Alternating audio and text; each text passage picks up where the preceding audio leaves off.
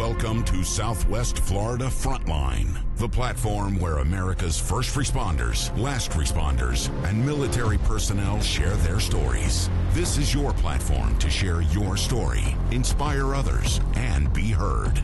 The views, experiences, and opinions expressed in this podcast are those of the individual speakers and do not represent the official stance of any affiliated organizations or entities. The information is for general informational purposes only and should not be taken as professional advice. We are committed to maintaining the privacy and confidentiality of all guest speakers and participants and adhere to the highest standards of ethical conduct.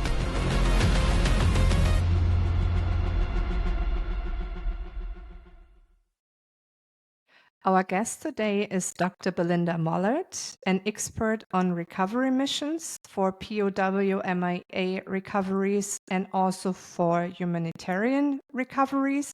And she has worked for numerous government agencies such as DoD, Forest Service, and U.S. Army, as well as U.S. Navy.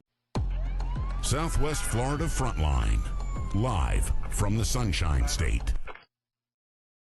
So we have this category for our podcast. You can't make this stuff up.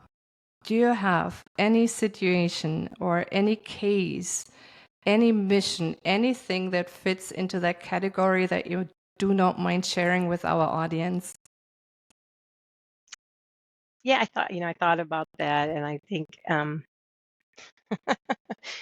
there's probably a few. I will say one, and I don't mean to be disrespectful to our law enforcement partners in any way, but I will say that there was one recovery that I was on, and this was a current case, and I mean a contemporary case. It was not a historic case, and I was called out. Myself and another forensic anthropologist were called out to excavate. I don't know how much I should say, but basically excavate a shallow grave and assist law enforcement officers in recovering remains. So we went out, and the other anthropologist and I were assessing and doing some preliminary things, and we had two younger officers out there with us, and I think what sticks in my mind is, and I always say this, like, oh my gosh, you can't make this up.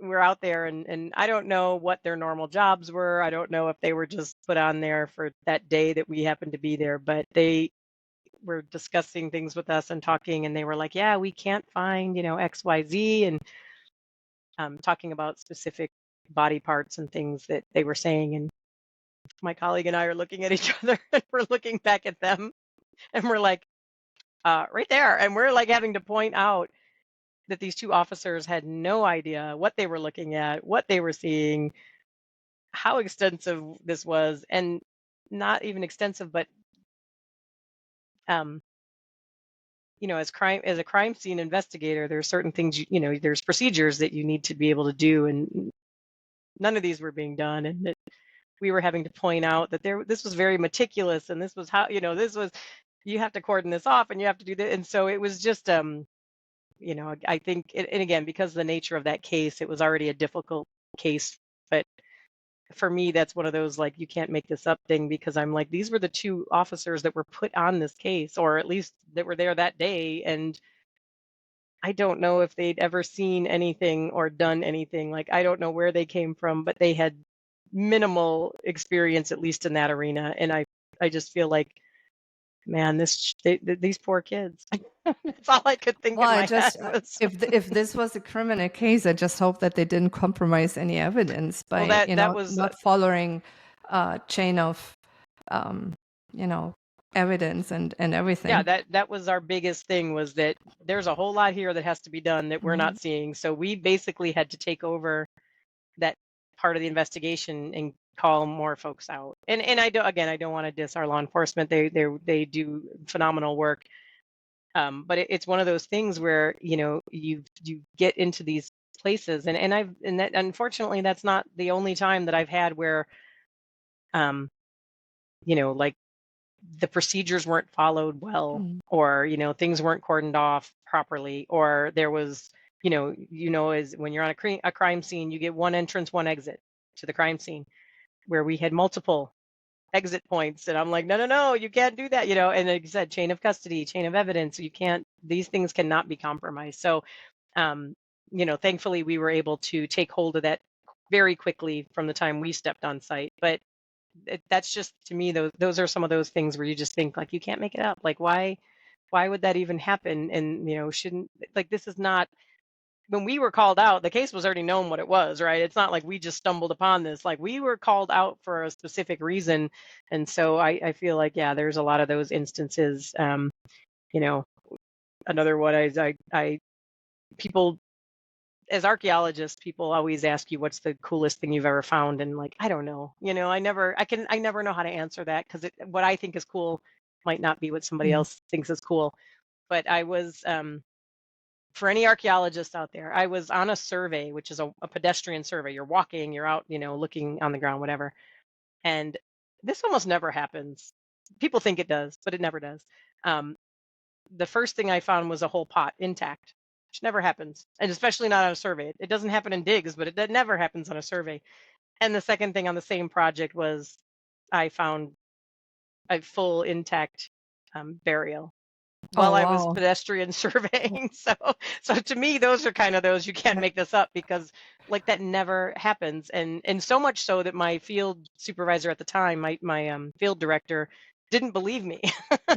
So he was like, yeah, no, you didn't. And I'm like, no, I did really, And then I think the only other thing, and I know these are probably more than, is that I was surveying this was many years ago, but when you work for certain agencies, there are times, there are no days off.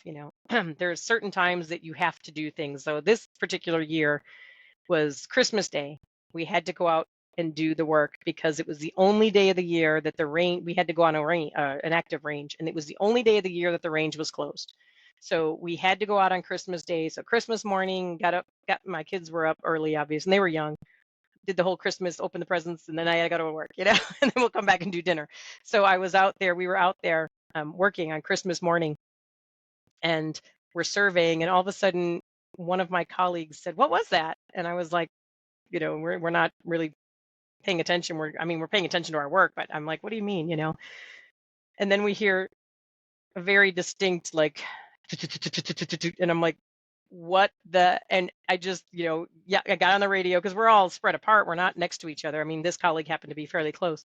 I get on the radio and start yelling to everybody to hit the ground.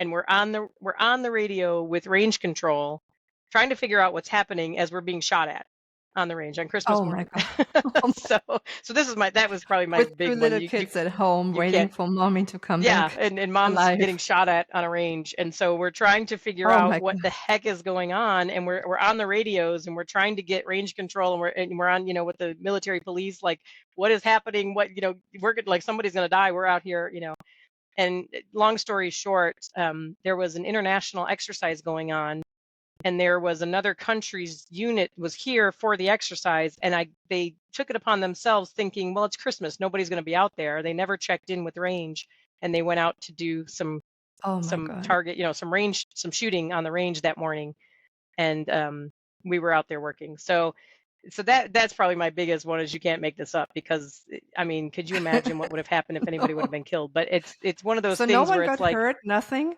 Everyone had a guardian angel? thankfully, it was Christmas, and that's the only thing I can say, was that there had to have been some Christmas magic happening, because unbelievably nobody was hurt, and range control was able to get them, stopped and fairly quickly.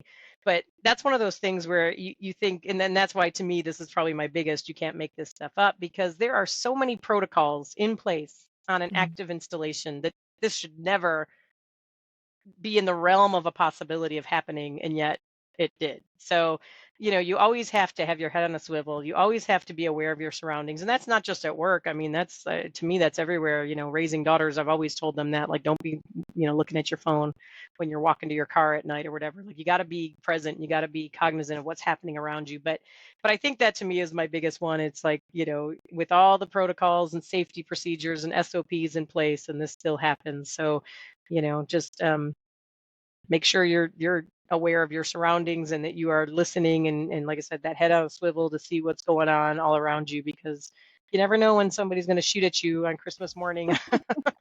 Did they eventually saw you, or did your group started screaming, or how did I think this? and again, a couple of us were on the radio with the different things, but I think one of the folks that was kind of toward the end, so they weren't really in the line of firing, stood up and was like waving, and I think that's what initially stopped them, and then range control was able to get there and get them locked down pretty quickly. But yeah, it's just one of those things where you're just like, how do you tell somebody that their archaeologist mom was shot on a range? Like, it's just crazy that this stuff happens, but it does. So, but yeah, I think that I don't have a whole lot of really cool things. I mean, I probably do, but I probably don't think they're that cool. So I don't know. Well, I feel like that's my big one. Nothing can, the last story was just nothing can top that one,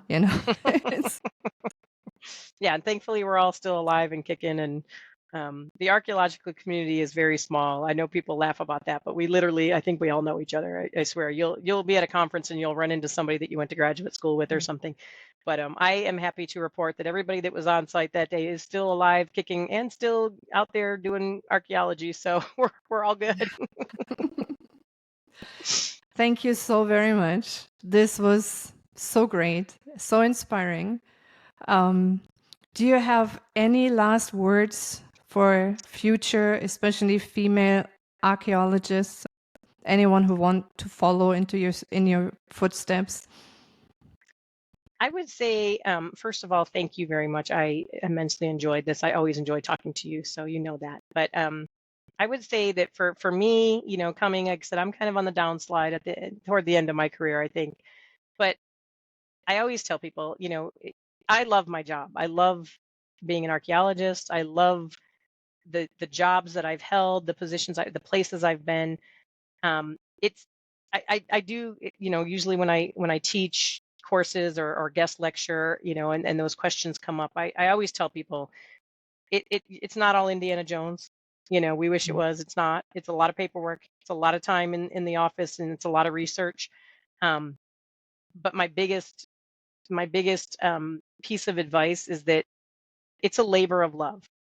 So if you don't absolutely love this job, you are not going to be rich being an archaeologist. You are not going to be famous being an archaeologist. That happens very far and few between, and probably no longer because everything's already been found. But it is a labor of love, and it's something that you have to really want to do. And I think that's not just with archaeology. If we talked about this briefly, you and I earlier, that if you don't love your job, if you don't love going to work, you're going to have a long career ahead of you. So to me, it's like if you enjoy doing it and you love the work, that's what you need to focus on, and make sure that that's the path you're on. Because if you absolutely hate field work, if you don't like working outside, if you don't like being in extreme temperatures or rugged terrain, this isn't the job for you, and that's okay. There are other things to do with an anthropology degree or an archaeology degree, but make sure that it's what you want to do, because there's nothing worse than spending 30 years in a career you don't like. So, and I think that again is not just for archaeology, but for anybody coming into the workforce. Make sure that you're enjoying what you do, and be the best that you can be. And so for females coming in, understand that there may be things that are unfair that happen, and it's not okay, but it's also something that we deal with it, and it's something that you have to get over sometimes, because and I don't mean to be blasé about it. I don't mean that you should be treated unfairly. That's not at all what I'm saying, but there are some things that are perceived differently, like we talked about assertiveness versus aggressiveness with men and women.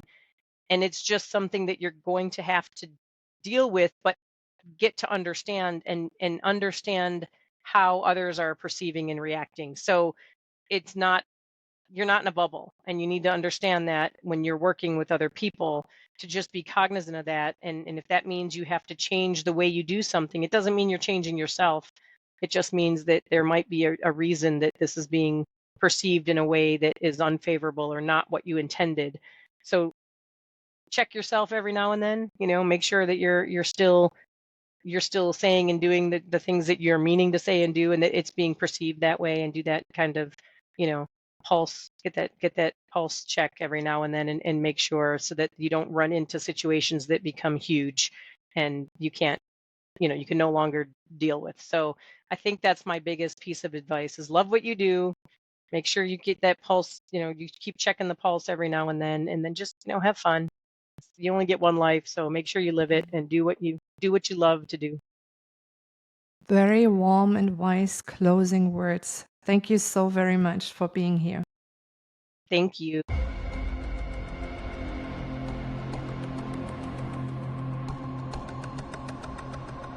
Your story matters. Reach out to us at SWFLfrontline@gmail.com. Follow us on Instagram, YouTube, Spotify, Apple Podcasts, and Amazon Music under @SWFL Frontline.